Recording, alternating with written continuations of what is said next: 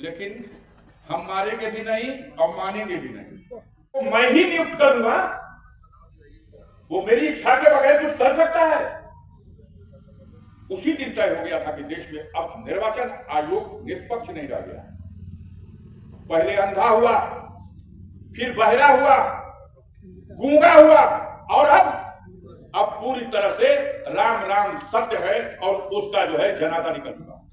जब पीडीए में खाली मीटिंग में सब आओ, पदवा बिना रही वो का कुछ सिटिया दिया कि ना लड़के? बोलिए, सबसे बड़ी कुर्बानी यादव भाइयों को देनी होगी, यादव समाज के लोगों। और बेईमानी, इतनी लूट कभी नहीं थी। विधायकों को खरीद फरोख्त करके सरकारें गिराई जा रही। तो 2027 में वोटों की गिनती की नौबत से पहले उत्तर प्रदेश में प्रचंड बहुमत के साथ माननीय अखिलेश यादव के नेतृत्व में सरकार बनी। अब जात नहीं, जमात को मजबूत करने की जरूरत है। जमात ही है पीडीए, और वही है जो समाज के अंतिम व्यक्ति को एकत्रित करके ताकत देने की बात कर रहा है। हम अगर समझ जाएं, हमारे नेतागण समझ जाए, मैं समझता हूं कि हिंदुस्तान की राजनीति में, लोकतांत्रिक व्यवस्था में कोई भी पार्टी मुकाबला करने की स्थिति में नहीं रहेगी अगर हमने अपनी जमात को पीडीए के रास्ते से मजबूत कर दिया। आप देखो, जो लोग दिल्ली की सत्ता पर बैठे हों या देश के बहुत से प्रांतों में सत्ता में आ गए हैं, घोर जबर असली बेईमानी एक बेईमान तंत्र कर रहा है। ये चुनाव आयोग और सारी मशीनरी उस बेईमानी में शामिल है। इसलिए जनता को उठ के खड़ा होना पड़ेगा, जनता को जगना पड़ेगा। कोई समझता है हमसे क्या मतलब, हम तो बचत पाए, क्यों ना बची।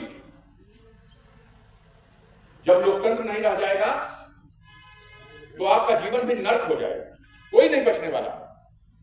प्रधान भी मंच पे जहाँ चाहना नहीं बची ना, न प्रधानिया बची और न प्रतिष्ठा बची। कितना जना लुकाते रह गए।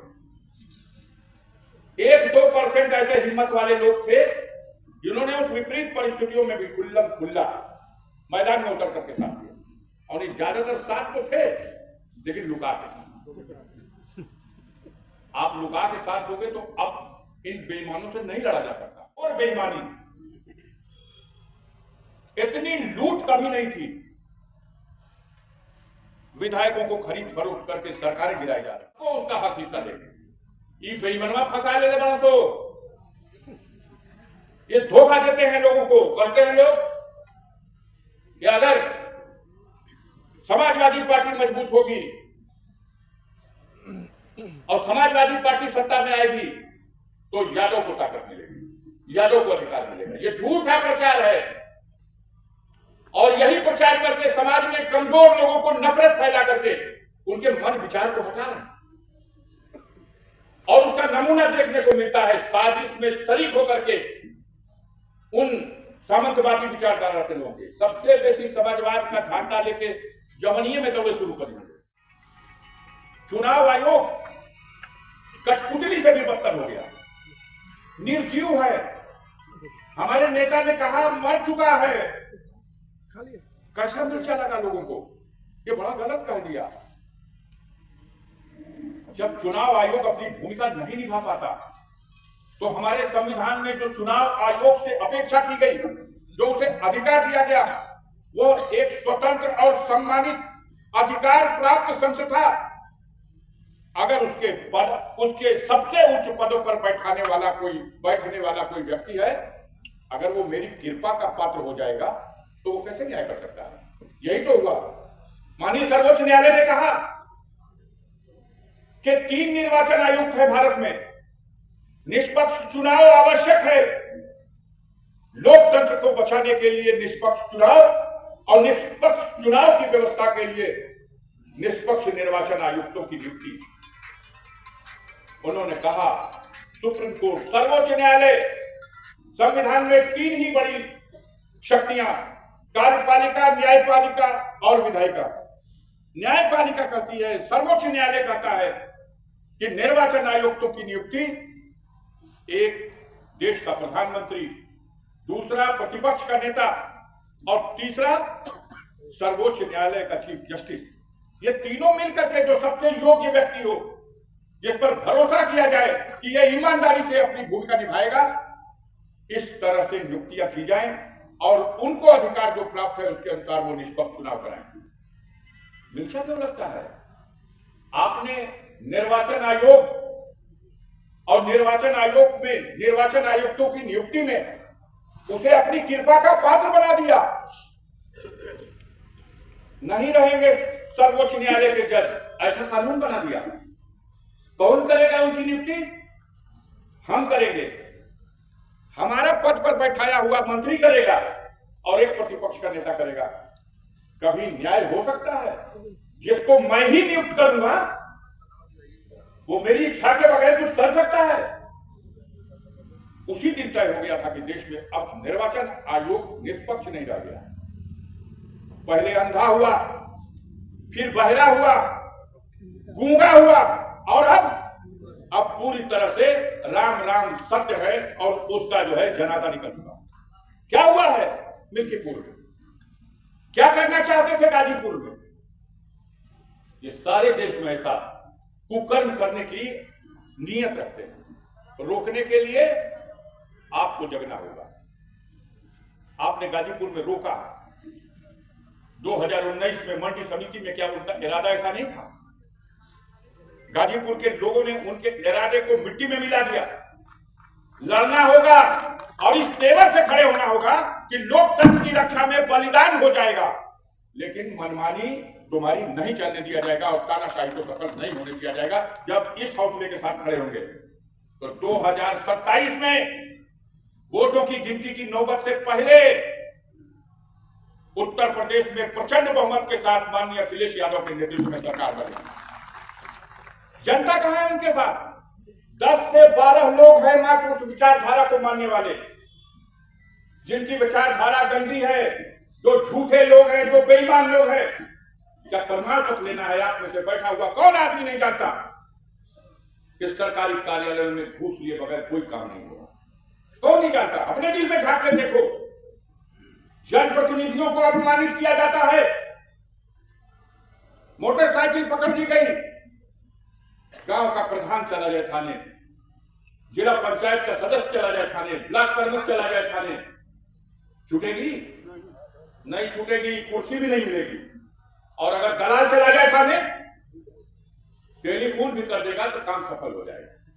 तो ये दलाली का दौर है, ये बेईमानी का दौर है, ये झूठ का दौर है। और अत्याचार करने वाले मगन इसलिए हैं कि हमारा तो मजा लेने का दौर। लूट पकड़े जा रहे हैं का तो पूरा पूरा घर नोट से भरा हुआ है। मशीनें गिनते गिनते नोट, मशीन खराब हो जा रही है और अभी कहते हैं कि नहीं हमारे राज्य में भ्रष्टाचार नहीं है। पैसा भ्रष्टाचार होगा। 35 पुल बना बिहार में, 21 तो गिर गया। अभी भ्रष्टाचार की परिभाषा पूछते हो? रामपथ अयोध्या में 13 किलोमीटर के रामपथ में पहली बरसात में 18 जगह गड्ढा बन गया। विश्रामालय जो वेटिंग रूम बनाया गया था, प्रधानमंत्री ने उद्घाटन किया था अयोध्या के वेटिंग रूम का, पहली बरसात में उसकी पूरी दीवारें गिर गई। देश का लोकतंत्र का सबसे बड़ा मंदिर संसद भवन जिसे कहा जाता है, 10,000 करोड़ रुपया।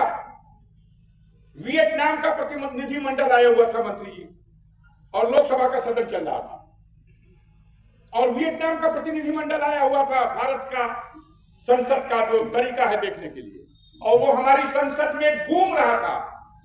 और पता नहीं इंद्रदेव की क्या कृपा हुई, बरसात शुरू हो गई और दौड़ दौड़ के बल्टी रखी जाने लगी। इतनी कमर के इतनी बड़ी बड़ी बल्टी, कैसे धड़र धड़र चूहे जैसे जनाता था कि हमने कहा था कहीं तक प्राइमरी स्कूल बना था, यह चूहा था।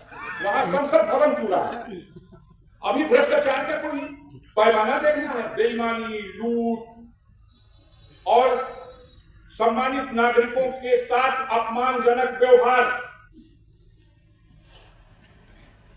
पूरे मिल्कीपुर विधानसभा क्षेत्र में देख लीजिए, पता कर लीजिए। सिपाही से लेकर के और एसपी तक डंडा लेके मैदान में, लेखपाल से लेकर कलेक्टर तक हर हथियार के साथ चुनाव जीतना है, तो वहां समाजवादी पार्टी नहीं हारी, वहां लोकतंत्र हार गया है। अब हमें तय करना है कि तानाशाही जीतेगी या लोकतंत्र जीतेगा। 2027 में मैं कहना चाहता हूं माननीय मंत्री जी, अच्छा हो गया, अच्छा हो गया।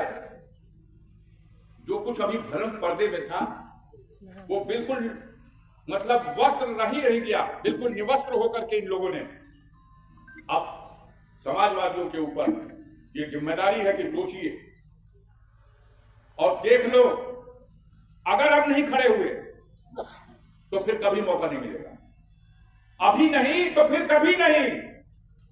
आपकी नस्लें और हम लोगों के जीते जी अब इस देश में व्यवस्था परिवर्तन नहीं हो पाएगा अगर 2027 में परिवर्तन नहीं हुआ। मैं निवेदन करूंगा माननीय मंत्री जी के पूर्ण तिथि के अवसर पर अपनी श्रद्धांजलि देने के लिए आज एक संकल्प लेकर उठो। आपको जनता जनार्दन थोड़ी आए हो, आप सब एक से एक समाज के मजबूत प्रतिष्ठित एक अपनी हस्ती हो, एक खूंटा हो। अगर छोड़ दोगे कि इसका जिम्मेदारी अफजाल पर है, ओम प्रकाश पर है, डॉक्टर वीरेंद्र यादव पे है और गोपाल यादव पे है, तो नहीं, आप सबको करना पड़ेगा।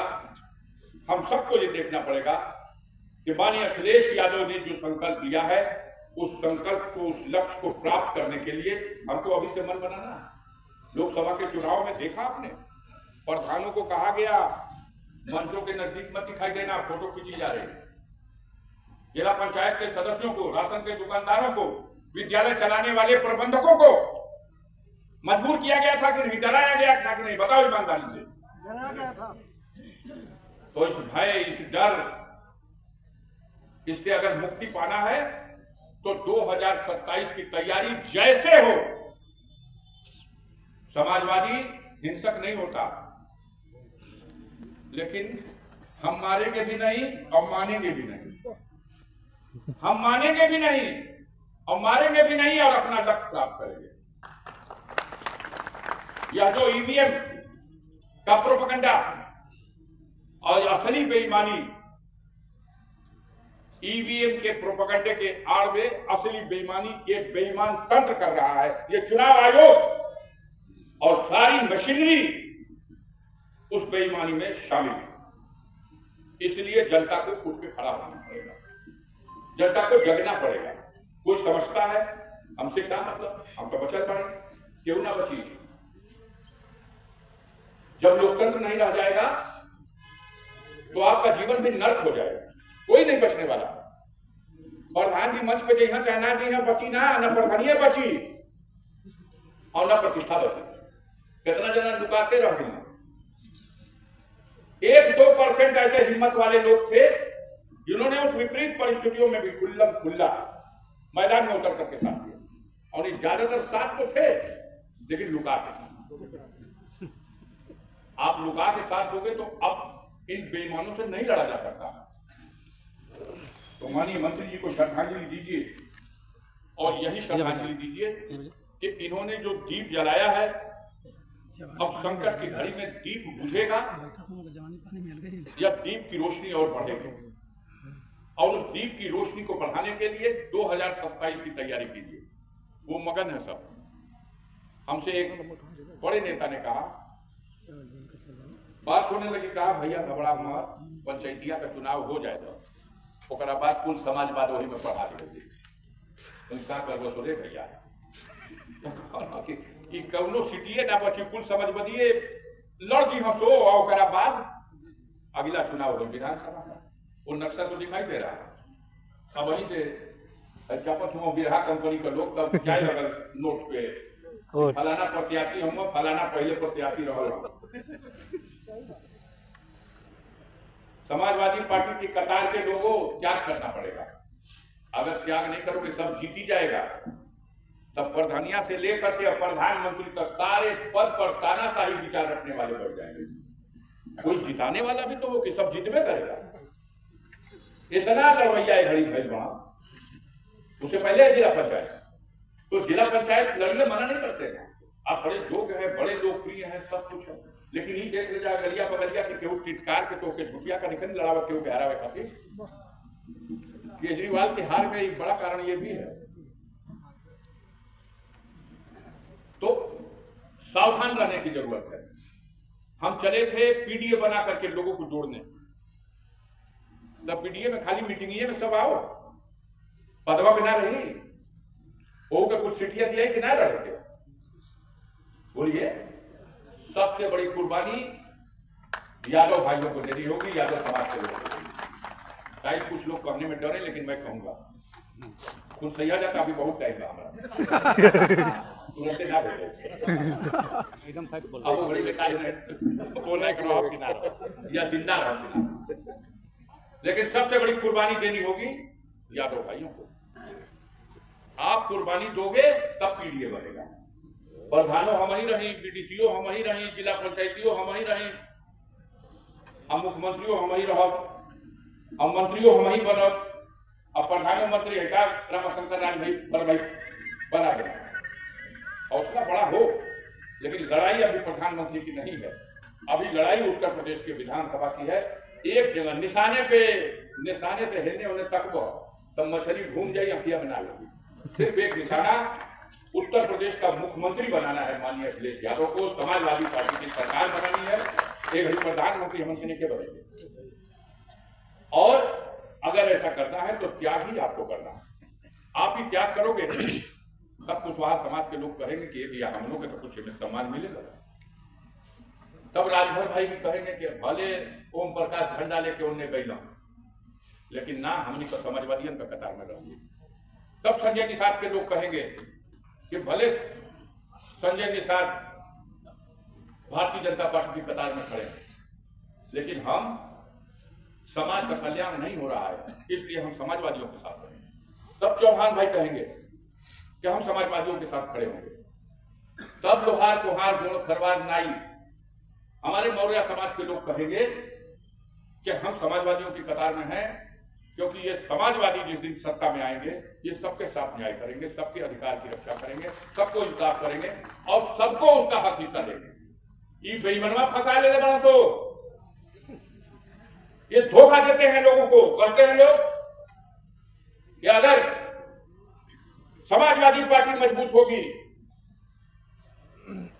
और समाजवादी पार्टी सत्ता में आएगी तो यादव को ताकत मिलेगी, यादव को अधिकार मिलेगा। ये झूठा प्रचार है और यही प्रचार करके समाज में कमजोर लोगों को नफरत फैला करके उनके मन विचार को हटा रहे। और उसका नमूना देखने को मिलता है साजिश में शरीक होकर के उन सामंतवादी विचारधारा के लोगों के। सबसे बेसी समाजवाद का झंडा लेके जवनिये में दौड़े शुरू कर दिए। वो हमें जनाई थी माननीय ओम प्रकाश जी का पसीना हुआ। देखना पड़ेगा, सोचना पड़ेगा, विचार करना पड़ेगा।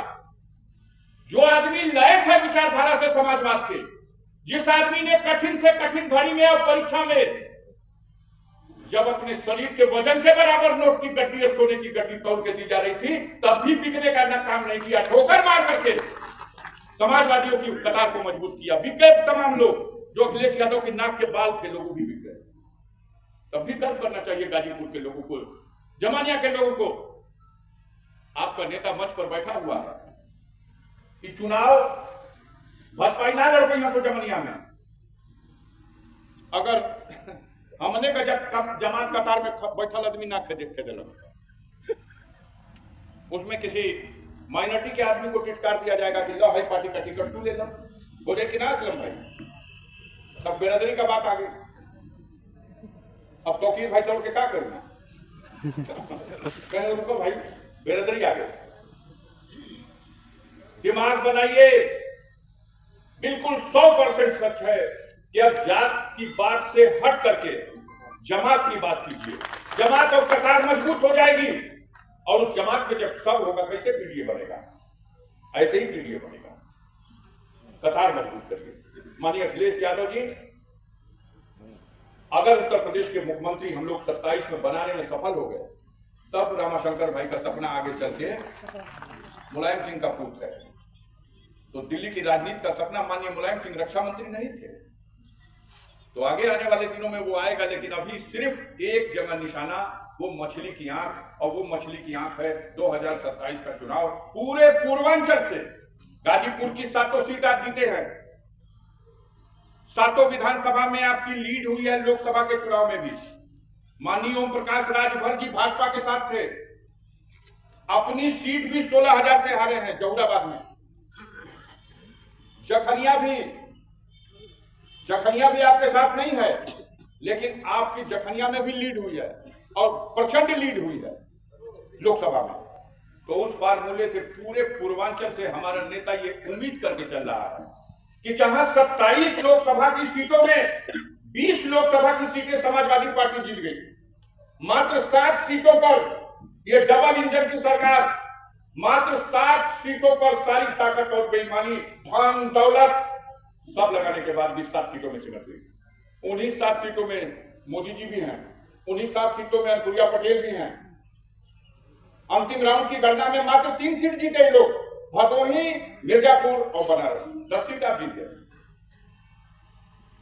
6वें राउंड की गणना में 4 सीट बस भाजपा जीती, 10 सीट आप जीत गए।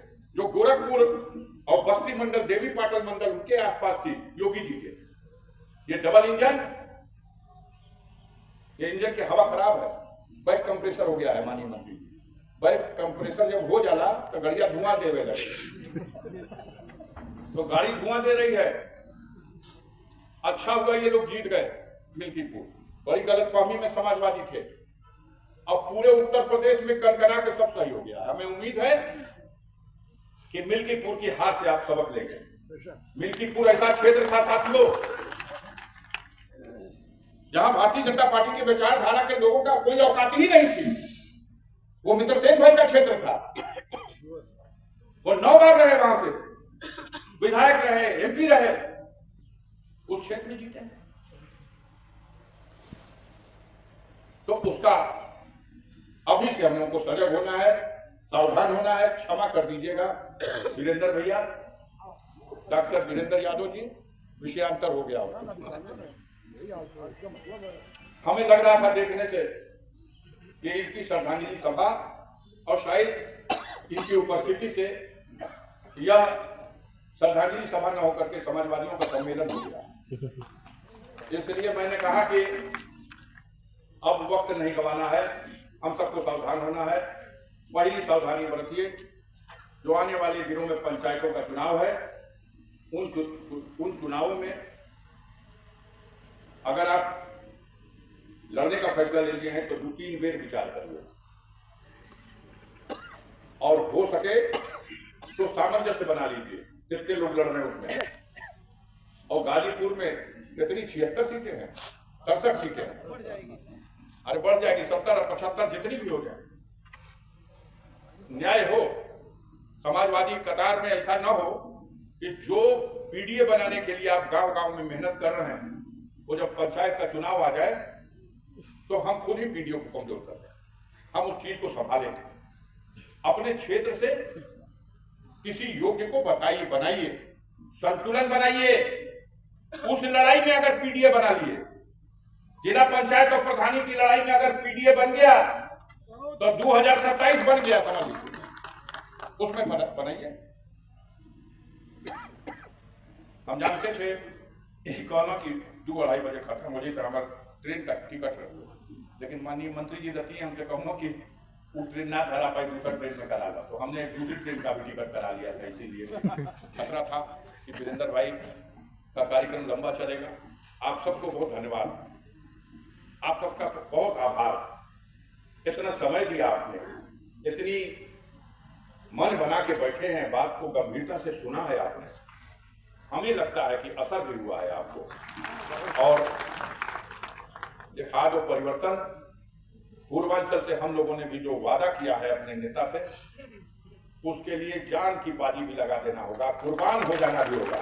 27 में कुर्बान होना मंजूर है, लेकिन इस पूर्वांचल से भारी बहुमत से समाजवादी पार्टी को जिताना है, हर कैंडिडेट को जिताना है।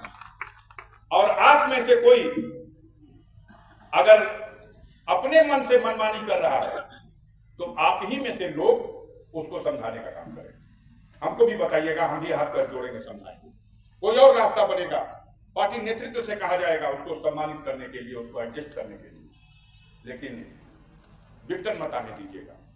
जो लहर आपने बनाई है लोकसभा में, उस लहर को कायम कर दो। 266 सीटों पर बढ़त मिली थी लोकसभा में, 403 में 266 सीटों पर समाजवादी पार्टी की लीड रही है। हम उस लीड को 300 तक ले जाना चाहते हैं। एक सीट पर बलिया में हारे थे, 7 में 1। विधानसभा की बात नहीं कर रहे हैं, विधानसभा में 2 हारे थे। लोकसभा के चुनाव में लीड की बात कर रहे हैं, मात्र 1 जगह माइनस पे, वो है बलिया सदर। लेकिन बलिया सदर में विधानसभा में हारे थे 35,000 से और लोकसभा में मात्र 5,000 से। 30,000 मेंटेन किया है लोकसभा में, बाकी बैरिया में आपने लीड किया, फेफना में आपने लीड किया, सारी सीटों पर आपका लीड।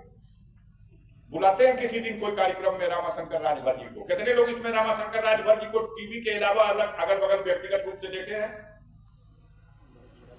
देखे हैं, काफी लोग देखे हैं।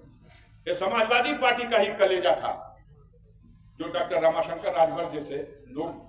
देखिए, जिनको मिला है वहां से, जो जीत के सांसद का चुनाव आया है, लोग हंसते थे कि चुनाव लड़ पैया, अपनी जमानत का पैसा जमा करने भर जिसके पास औकात न हो, उसको देश की सबसे बड़ी पंचायत में पहुंचाने का हौसला समाजवादियों का हो सकता है। पहले भी दुनिया ने लोहा मारा, जब माननीय मुलायम सिंह जी ने एक गरीब की बेटी जिसे दुनिया फूलन देवी के नाम से जानती है, जिसको दुर्दांत अपराधी घोषित किया गया था, डाकू, और उसके बाद 10 साल जेल में रहने के बाद भी उसके खिलाफ मुकदमे का ट्रायल नहीं हो सका। माननीय मुलायम सिंह के अंदर जो क्षमता थी फैसला लेने की, उसकी कहीं दुनिया में मिसाल नहीं मिलेगी। कहा 10 साल हुआ मुकदमे का ट्रायल नहीं, इसलिए सारे मुकदमे हमारी सरकार वापस लेती है, नहीं चलेगा इसके ऊपर, इसको बाहर करिए, निकालिए। और जेल के बाहर नहीं निकाला। फूलन देवी जिसके पास एक साड़ी नहीं थी कपड़ा तन पर पहनने के लिए, एक जो पहने है वही कपड़ा, और उस जैसी अबला महिला को हमने का जिला पंचायती में मार कर दिया जाए, प्रधानीय में। उस नेता के दिल को देखो कितना बड़ा था। उसने देश की सबसे बड़ी पंचायत में लोकसभा का टिकट देकर के और फूलन देवी को लोकसभा का सदस्य बनाया। जो चंबल की, बीहड़ की, वो बीहड़ की रानी लोकसभा पहुंचती। तो इतना बड़ा फैसला अगर कोई ले सकता है तो समाजवादी ही ले सकते हैं, और उनके अंदर त्याग होना चाहिए। माननीय मुलायम सिंह का फोटो लगा के लगभग अगरबत्ती दिखावे, कुंभ में ले जा करके कितना मतलब उनका मूर्तियां देख करके खाई पिए छोड़ देना वहां, तो कई दिन ना छोड़ा। लेकिन उस महान व्यक्ति के अंदर क्या अंदर गुण था उसको भी देखो, जो इतना त्याग कर सकता था। उसकी जमात कतार में हम सब हैं, तो उनको भी त्याग करने का भावना अपने अंदर लानी होगी। और इस जिला पंचायत के चुनाव को, प्रधानी के चुनाव को मेरी हाथ जोड़ के देती है, कृपा करिएगा आपस में भरसक लड़िए मत। अगर लड़िएगा तो ऐसे लड़िएगा जैसे फ्रेंडली मैच हो जाए। नेतृत्व को मत परेशान करिएगा। एक फेर में मत पड़िया कि गोपाल यादव वोट मांगा तोरा खातिर हम तो नेतृत्व से कहेंगे माननीय मंत्री जी, एकदम टिकट मत दीजिएगा, एकदम अधिकृत सूची मत निकालिए। ये समाजवादी जो है अगर बटेगा तो उसका नुकसान हम लोग को उठाना पड़ेगा। और साजिश से होशियार होइए। जिन सीटों पे आप बहुत मजबूत हैं, उन्हीं सीटों पर दूसरा के ना खोजिए। सो आप ही की जमात कतार से उस जाति समीकरण को देख करके नुकसान पहुंचाने के लिए खड़ियत किया जाएगा। अगर उससे सावधान हो गए, बच गए, तो हम लोग माननीय कैलाश जी को आज इस अवसर पर सच्ची श्रद्धांजलि देने में सफल हुए। इन्हीं बातों के साथ आप सबके प्रति आभार प्रकट करते हुए अपनी बात को खत्म करते हैं।